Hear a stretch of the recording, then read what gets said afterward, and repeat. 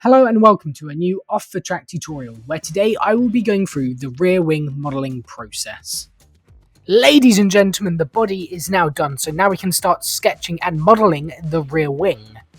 Now, with all honesty, the rear wing is just a parasite to the car. It adds no beneficial gain, and so to do this we want minimal surface area. And so to do this, we're just going to be attaching the actual wing itself to the CAD chamber.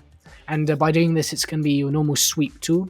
One thing to make sure on is that you don't make the tips of your rear wing, such as the leading edge or the trailing edge, too thin, as the additive process that you're going to be manufacturing this, I'd hope you could be doing additive, you might not, but the additive process that you'd be manufacturing this in won't be able to do very thin sections. So to do this, a good idea is just to put 15.5 as the chord, and using two circles as the leading edge and the trailing edge, and then connecting them with a spline. And for this, surprisingly, you don't want to put a tolerance in this. You don't want to put 2.1 millimeters, as you're going to be adding lacquer, and wings are actually a very good place to put decals.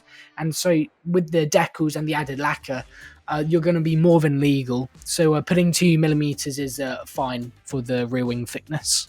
Now, attaching the rear wing to the C2 gas canister is handy because it's actually really structurally sound. However, you've got to make sure you're not breaching the 5 millimeter clear airflow.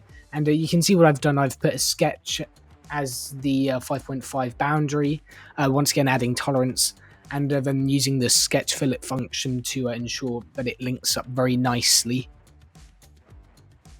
And then you can just sweep it, and that's pretty much it. You can mirror it, and there, you're done. But underwhelming, isn't it? Now, you can push yourself further by doing a 3D sweep. At the moment, you saw me do a 2D sweep using a 2D sketch. However, using a 3D sweep, you can actually use a 3D sketch. Now, it doesn't have to be a sketch. You can also use an edge. This is what I was trying to show. I thought it was going to be much easier, but I just ended up completely botching it. And in the end, I actually gave up because I realized I was spending too long on the rear wing and I needed to do the front wing as well.